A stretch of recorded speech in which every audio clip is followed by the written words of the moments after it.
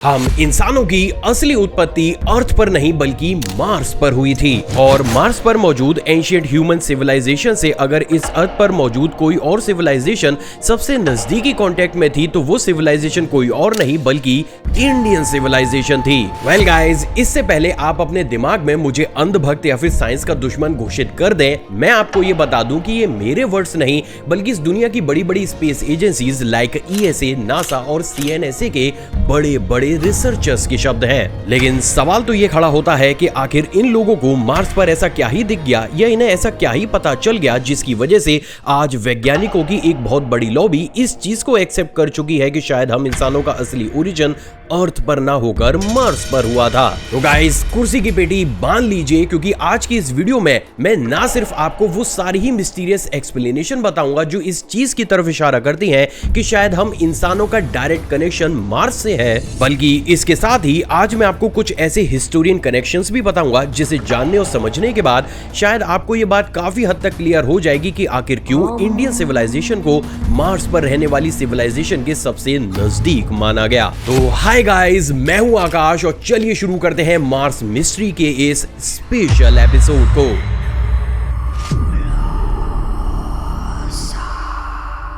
Guys, अगर आपको याद हो तो इस वीडियो के पार्ट 1 में मैंने आपको ये प्रूफ करके दिखाया था कि कैसे पिछले कई दशकों से नासा के ऑलमोस्ट हर एक मिशन को ऐसे पुख्ता एविडेंसेस मिले हैं जो इस चीज की तरफ इशारा करते हैं कि ना सिर्फ एक समय पर मार्स के ऊपर प्रॉपर एनवायरनमेंट मौजूद था बल्कि एक टाइम पर वहां पर भी अर्थ की तरह पानी और लाइफ थी। इंटरेस्टिंगली, इस पॉइंट पर अगर आप स्पेस न्यूज में थोड़ा सा भी इंटरेस्ट रखते होंगे तो आपको ये बात पूरे तरीके से पता होगी कि अभी रिसेंटली नासा ने साल 2025 में इस चीज को क्लियर किया है कि जब जुलाई 2024 में उनके परसिवरेंस रोवर ने जिजेरो क्रेटर के ब्राइट एंजल रीजन में मड स्टोन्स के सैंपल को कलेक्ट किया तो उन मड स्टोन्स के अंदर उनको बहुत से ऐसे माइक्रोबायल मिले हैं जिनमें मौजूद आयरन फॉस्फेट और आयरन सल्फाइड इस बात की तरफ इशारा कर रहे हैं कि वहां पर भी लाइफ, ऑक्सीजन और पानी की प्रेजेंस में पनपती थी। और यही वो एक सबसे बड़ा कारण है जिसके चलते हुए नासा ने खुद ऑफिशियली अपनी इस डिस्कवरी को अभी तक की सबसे बड़ी ऐसी डिस्कवरी माना है जिसने इस बात को प्रूव किया है कि मार्स पर भी एक समय पर अर्थ की जैसी लाइफ मौजूद थी। तो अब सवाल तो ये खड़ा होता है कि अगर मार्स पर भी अर्थ की तरह लाइफ फल फूल रही थी तो आखिर इस प्लेनेट के साथ ऐसा क्या हो गया जिसके चलते हुए आगे चलकर ये प्लेनेट पूरे ही तरीके से सूखा, बंजर और लाल ग्रह बन गया। असल में देखो गाइस, साल 2015 में नासा के Mars atmospheric and volatile evolution यानी कि मेवन मिशन ने एक बेहद ही यूनिक डेटा दिया जिसके अकॉर्डिंग अगर मार्स की हिस्ट्री को देखा जाए तो एक पॉइंट पर ऐसा समय तो जरूर आया होगा जब मार्स के अंदर मौजूद कोर अपनी स्पीड को धीरे धीरे कम कर रहा होगा। असल में देखो, बात अगर हमारे प्लेनेट अर्थ की भी की जाए तो हमारे प्लेनेट के अंदर भी कोर कंटिन्यूअस बेसिस पर रोटेट करता है और जब किसी भी प्लेनेट का ये कोर काफी ज्यादा फास्ट और सही तरीके से रोटेट करता है तो ये उस प्लेनेट के चारों ही तरफ एक स्ट्रॉन्ग मैग्नेटिक फील्ड को जनरेट करता है। इंटरेस्टिंगली, यही मैग्नेटिक फील्ड उस प्लेनेट को कॉस्मिक रेज या फिर स्पेस रेडिएशन से प्रोटेक्ट करने का काम करती है। अब बात अगर दोबारा से मार्स की जाए तो माविन मिशन के डेटा के अकॉर्डिंग जैसे ही मार्स का कोर धीरे धीरे स्लो होने लगा, मार्स के चारों ही तरफ मौजूद मैग्नेटिक फील्ड भी कमजोर होने लगी जिसकी वजह से सन और स्पेस का बाकी का रेडिएशन धीरे धीरे मार्स के सरफेस पर पहुंचने लगा। अब जैसे ही ये चीज हुई, मार्स का एटमॉस्फेयर धीरे धीरे थिन होने लगा। अब जैसे ही एटमॉस्फेयर थिन हुआ, उस प्लेनेट का टेम्परेचर एक्सट्रीमली ठंडा हो गया जिसकी वजह से वहां का पानी अनस्टेबल होकर या तो पोल्स एरिया में जाकर जम गया या फिर वो अंडरग्राउंड जाकर जम गया। और ये बात तो हम सभी को पता है कि अगर किसी भी प्लेनेट के हालात ऐसे हो जाए तो वहां पर चाहे कितनी भी स्ट्रॉन्ग लाइफ मौजूद क्यों ना हो, एक समय के बाद वो खत्म हर हाल में होगी। Right, but here is a catch. असल में गाइस, अभी तक ये सारी ही सिचुएशन जो मैंने आपको बताई है, ऐसा नहीं है कि ओवर अ नाइट बस बटन दबाया और ये सारी सिचुएशन मार्स के साथ हुई होंगी। असल में देखो गाइस, इस पूरे सिनेरियो को होने के लिए कई सालों का समय लगा होगा and the sad reality is this कि जो चीज मार्स पर शायद अरबों साल पहले हुई थी वही एग्जैक्ट सेम चीज एक ना एक दिन हमारे प्लेनेट अर्थ के साथ भी होगी। तो अब इस केस में एक बिल्कुल ही सिंपल सी चीज का आंसर आप मुझे दीजिए कि इन फ्यूचर हमारी फ्यूचर जनरेशन को यह पता चले कि हमारा प्लेनेट अर्थ अब सिर्फ 20 से 30 सालों तक ही लाइफ को सपोर्ट कर सकता है, तो उस वक्त मौजूद बड़े बड़े विद्वान लोग या फिर बड़े बड़े साइंटिस्ट आखिर करेंगे क्या?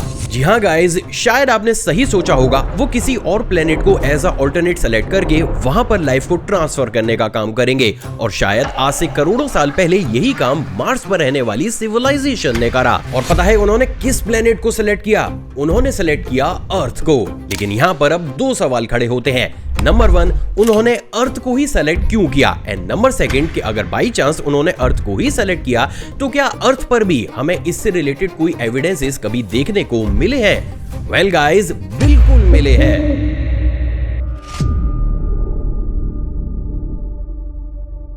गाइस, अगर आपने इस वीडियो को गौर से देखा होगा तो आपको ये बात याद होगी कि अब से कुछ मिनट पहले मैंने आपको ये बताया था कि कैसे नासा ने रिसेंटली 2025 में ही मार्स के ऊपर माइक्रोबियल लाइफ के फॉसिल्स को डिटेक्ट किया था। लेकिन क्या आपको पता है कि लाइफ की ये अजीब सी फॉर्म हमें सिर्फ साल 2025 में ही देखने को नहीं मिली थी। असल में गाइस, साल 1984 में अंटार्कटिका में रिसर्च के दौरान हमारे रिसर्चर्स को वहां पर भी मार्स से ओरिजिनेट हुआ एक मीटियोर मिला था, जिसका ऑफिशियली नाम आज की डेट में ALH 84001 है। इंटरेस्टिंगली, इस मीटियोर में भी ऑलमोस्ट सेम वही माइक्रोबियल फॉसिल्स के स्ट्रक्चर मौजूद थे जो कि साल 2024 और 25 के बीच नासा को मार्स के ऊपर मिले थे। लेकिन भाई, ये चीज साइंटिफिकली पॉसिबल हो कैसे सकती है? असल में देखो गाइस, साइंस की एक बेहद ही यूनिक थ्योरी है जिसे कहा जाता है पेंसपेरमिया थ्योरी।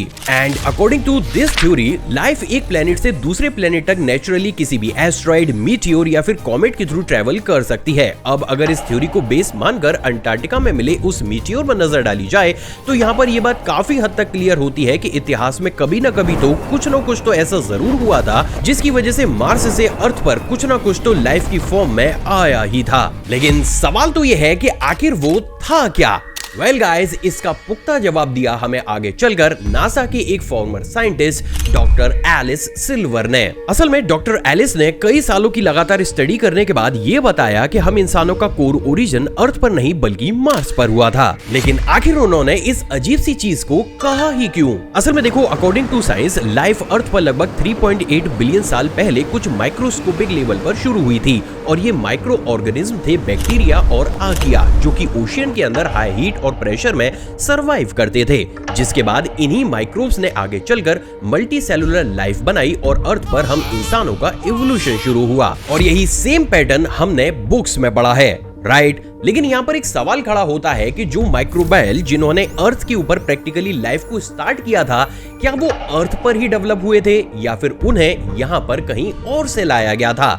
वेल गाइस, इसी चीज का जवाब देती है पेंसपेरमिया थ्योरी, जो ये बोलती है कि आज हमें जो मार्स के ऊपर माइक्रोबायल के केमिकल स्ट्रक्चर्स मिले हैं वो उन माइक्रोबायल के केमिकल स्ट्रक्चर से 99% मैच करते हैं जो ह्यूमंस को अस्तित्व में लाए थे। तो in short, recently NASA Mars के ऊपर जिस लाइफ के एविडेंस मिलने का दावा कर रही है, प्रोबेबली वो काफी हद तक मैच करते हैं हम ह्यूमंस की हिस्ट्री से। लेकिन इस पॉइंट पर एक सवाल जो मेरे दिमाग में खड़ा होता है कि चलो भाई, हम ये मान लेते हैं कि ये सारी चीजें हुई थी, लेकिन एक चीज जो मैं हर हाल में क्लियर होनी चाहिए वो ये है दोस्तों कि वो सिविलाइजेशन जो मार्स के ऊपर उस वक्त मौजूद थी, उसने हमारे प्लेनेट अर्थ को ही एज अ ऑल्टरनेट क्यों सेलेक्ट किया? क्या वास्तव में उस समय अर्थ और मार्स के बीच इतनी सिमिलैरिटीज थी कि लाइफ का ये ट्रांसफर इन दोनों ही प्लेनेट्स के बीच हो सकता था? वेल गाइस, शायद हो सकता था। असल में देखो, मार्स और अर्थ के बीच में मैसिव सिमिलैरिटीज है। जैसे मार्स का एक दिन लगभग 24.5 घंटे का होता है तो वहीं अर्थ का 24 घंटे का। एक्सिस टिल्ट की बात की जाए तो मार्स अपने एक्सिस पर 25 डिग्री टिल्टेड है जबकि अर्थ 23.5 डिग्री। इवन बात अगर वेदर, सीजन या फिर एनवायरनमेंट की भी की जाए तो उनमें भी हमें काफी हद तक सिमिलैरिटीज देखने को मिलती हैं। और यही वो एक सबसे बड़ा रीजन है जिसके चलते हुए हमारे बड़े बड़े रिसर्चर्स खुद इस बात को एक्सेप्ट करते हैं कि अगर उस वक्त मार्स के ऊपर कोई इंटेलिजेंट सिविलाइजेशन मौजूद होगी तो अर्थ उसके लिए एक बिल्कुल ही परफेक्ट ऑल्टरनेटिव प्लेनेट होगा। और यहीं से ही जन्म होता है एंशिएंट मार्स हाइपोथेसिस का, जो ये प्रूफ करता है कि हम इंसानों का बिल्कुल शुरुआती ओरिजिन अर्थ पर नहीं बल्कि मार्स पर हुआ। इसके बाद स्पेस वॉर हुई या फिर किसी नेचुरल कॉज की वजह से मार्स के हालात बिगड़ने लगे और वहां की लाइफ मीटियोर के थ्रू अर्थ पर आई, जिसके बाद हम इंसान ठीक वैसे ही इवॉल्व हुए जैसा हम और आप अभी तक अपनी बुक्स में पढ़ते हैं। बट वेट अ सेकेंड भाई, चलो इस पॉइंट पर हम ये मान लेते हैं कि इन दोनों ही प्लैनेट्स की नेचुरल कंडीशन ऑलमोस्ट सेम थी, पर ये भाई 100% तो सेम नहीं थी। तो अगर किसी भी स्पीशी का डीएनए अगर एक प्लेनेट की कंडीशन के हिसाब से डेवलप हुआ होता और वो उठकर किसी दूसरे प्लेनेट पर जाकर इवॉल्व करे, तब भी भाई 100% हमें उसकी बॉडी में कुछ ना कुछ ऐसे लूप होल्स तो देखने को जरूर मिलेंगे जो इस बात की तरफ इशारा करेंगे कि भाई ये स्पीशी इस प्लेनेट के लिए पूरे तरीके से सूटेबल नहीं है, राइट? तो क्या इस थ्योरी के बाद हमारी साइंस या फिर मेडिकल साइंस भी इस बात को प्रूव करती है कि हम इंसानों की बॉडी अर्थ के लिए प्रॉपर तरीके से सूटेबल नहीं है? Let's find out.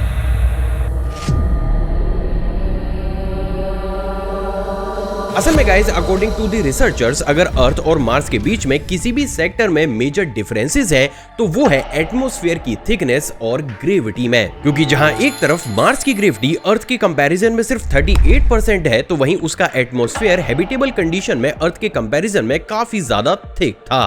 But what if कि अगर मैं आपसे ये बोलूं कि ये मेजर डिफरेंसेस हमारे लिए कोई नई मुसीबत नहीं बल्कि प्रैक्टिकली वरदान थे। असल में साल 2013 में प्रोफेसर स्टीफन बैनर एक नई स्टडी के साथ दुनिया के सामने आए, जिसमें उन्होंने ये बताया कि नॉर्मली जब हम अर्थ की ग्रेविटी में रहते हैं तो उसकी वजह से कंटिन्यूअस प्रेशर के कारण हमारी bone density over a time period कम होने लगती है। इंटरेस्टिंगली यही सेम कंडीशन हमें ISS में भी देखने को मिलती है, क्योंकि वहां पर ग्रेविटी अर्थ के कंपैरिजन में 90% होती है। लेकिन हैरानी की बात यह है दोस्तों कि अगर इस ग्रेविटी को घटाकर 38 से 40% कर दिया जाए तो ये एक ऐसी परफेक्ट ग्रेविटी होगी जिसमें ह्यूमन बोन्स की डेंसिटी कभी भी ओवर अ टाइम पीरियड कम हो ही नहीं सकती। एंड गेस व्हाट, यही सेम चीज मसल्स के ऊपर भी अप्लाई होती है। देखो, नॉर्मली अर्थ पर क्योंकि हमारी बॉडी डेली ग्रेविटी के अगेंस्ट काम करती है, तो after a certain time period हमारी मसल्स डिके होने लगती हैं। लेकिन वहीं अगर इस ग्रेविटी को घटाकर 38% कर दिया जाए तो इन तरीके का डिके कभी भी हो ही नहीं सकता। इसके साथ ही गाइस, बात अगर सबसे इंपॉर्टेंट ऑर्गन यानी कि हार्ट की जाए तो देखो, नॉर्मली हमारे प्लेनेट अर्थ पर अगर इंसानों का कोई भी ऑर्गन सबसे बड़े स्केल में फेल होता है तो वो है हार्ट। और ऐसा इसलिए है क्योंकि ये डिजाइन ही कुछ ऐसा हुआ है कि इसे बचपन से लेकर कई सालों तक अगेंस्ट ग्रेविटी हर एक सेकंड काम करके ब्लड को बॉडी में सप्लाई करना होता है, जिससे एक टाइम के बाद ये कमजोर पड़ जाता है और बैंग ये फेल हो जाता है। लेकिन अगर ह्यूमन बॉडी को 38% ग्रेविटी के अंदर रख दिया जाए तो अब ये चीज जानकर हैरान हो जाओगे, लेकिन उस कंडीशन में through out life heart attack जैसी चीज हो ही नहीं सकती। हालांकि देखो, ये बात भी पूरे तरीके से सच है कि 38% ग्रेविटी में हम उस तरीके से डेवलप बिल्कुल भी नहीं हो पाएंगे जैसा हम आज अर्थ पर हो रहे हैं। लेकिन इस चीज को टैकल करते हुए प्रोफेसर स्टीफन ये बोलते हैं कि भाई भले ही हमारे बॉडी का स्ट्रक्चर या फिर वर्किंग अर्थ के कंपैरिजन में अलग होती, लेकिन ये कह देना कि उस ग्रेविटी में हम पनप ही नहीं पाते, ये पूरे ही तरीके से बेवकूफी होगी। और शायद देखो, यही वो एक सबसे बड़ा रीजन भी है जिसके चलते हुए उस समय वो सिविलाइजेशन जो कि मार्स पर मौजूद थी, उसने लाइफ को फुल स्ट्रक्चर्ड वे में ना भेजकर छोटे छोटे माइक्रोबायल फॉर्म में अर्थ पर भेजा। क्योंकि शायद उन्हें ये बात पता होगी कि अगर हम लाइफ को बिल्कुल शुरुआती स्तर पर किसी दूसरे प्लेनेट पर भेजें तो वहां पर वो अच्छे तरीके से एनवायरनमेंट के हिसाब से इवॉल्व होकर सरवाइव कर जाएगी। और शायद इसलिए आज की डेट में हम इंसान भी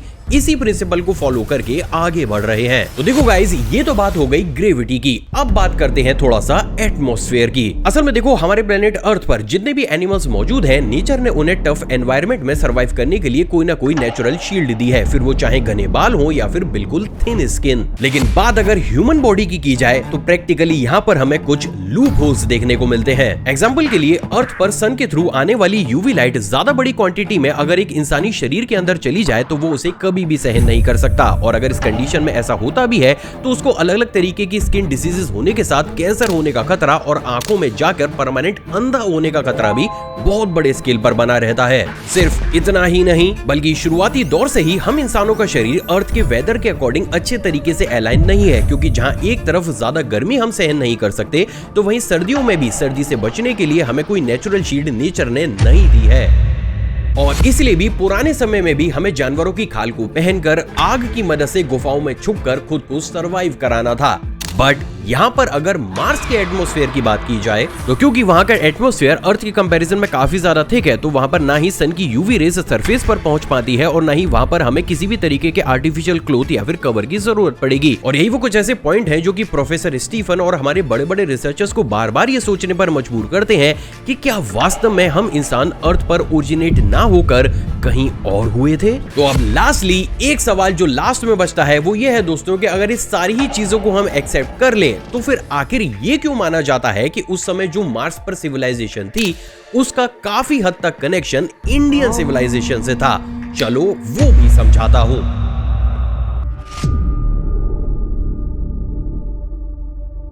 वेस्टर्न वर्ल्ड में हमेशा ही मंगल ग्रह को रोमन के युद्ध के देवता मार्स के नाम से जाना जाता है, लेकिन बात अगर भारतीय प्राचीन ग्रंथों की जाए तो यहाँ पर इसे मंगल कहा जाता है, जिसका अर्थ होता है शुभ।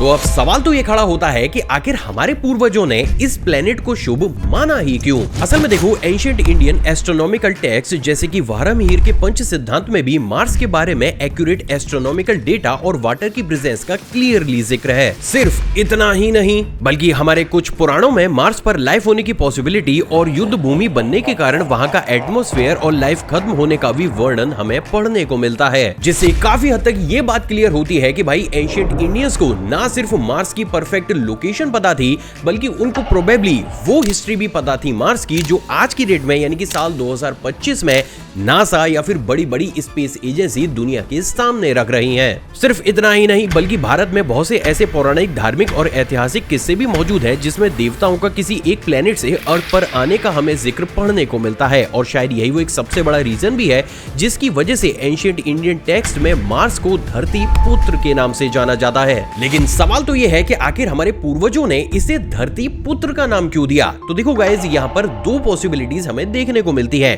नंबर 1, मार्स का साइज जो कि मोस्ट प्रोबेबली अर्थ से लगभग आधा ही है, जिसकी वजह से इसे पुत्र वाली कैटेगरी के अंदर डाला जा सकता है। इसके साथ ही दूसरा सबसे बड़ा पॉसिबल रीजन ये है कि जैसे पेरेंट्स के सभी ट्रेड या फिर नेचर पुत्र में होते हैं, ठीक उसी तरीके से मार्स पर भी एक समय पर शायद वही नेचुरल एनवायरनमेंट और लाइफ मौजूद होगी जो आज अर्थ पर मौजूद है, और इसीलिए एंशिएंट इंडियन टेक्स्ट में इस प्लेनेट को ना सिर्फ काफी ज्यादा इंपॉर्टेंस दी गई है, बल्कि इसको धरती पुत्र भी कहा गया है। And here comes the mic dropping point, और वो ये है गाइस कि आज की डेट में भले ही दुनिया भर की बड़ी बड़ी स्पेस एजेंसीज लाइक नासा या फिर अलग अलग टाइम टू टाइम जितने भी सीक्रेट्स हमें मार्स के रिवील कर रही हो, मोस्ट प्रोबेबली अगर देखा जाए तो भाई वो सारे ही सीक्रेट ऑलमोस्ट हमारे पूर्वज कई सौ साल पहले हमारे एंशिएंट टेक्स्ट में लिख चुके हैं। और देखो, इसीलिए भी आज वो सिचुएशन जनरेट हो चुकी है जिसमें आप भले ही इन टेक्स्ट को माने या फिर ना माने, लेकिन भाई आप इन इंडियन एंशिएंट टेक्स्ट को इग्नोर तो बिल्कुल भी नहीं कर सकते। और यही वो एक सबसे बड़ा कारण है जिसके चलते हुए मिड 2024 में वेस्टर्न वर्ल्ड के बहुत से रिसर्चर्स धीरे धीरे इस चीज को एक्सेप्ट कर रहे हैं कि अगर वास्तव में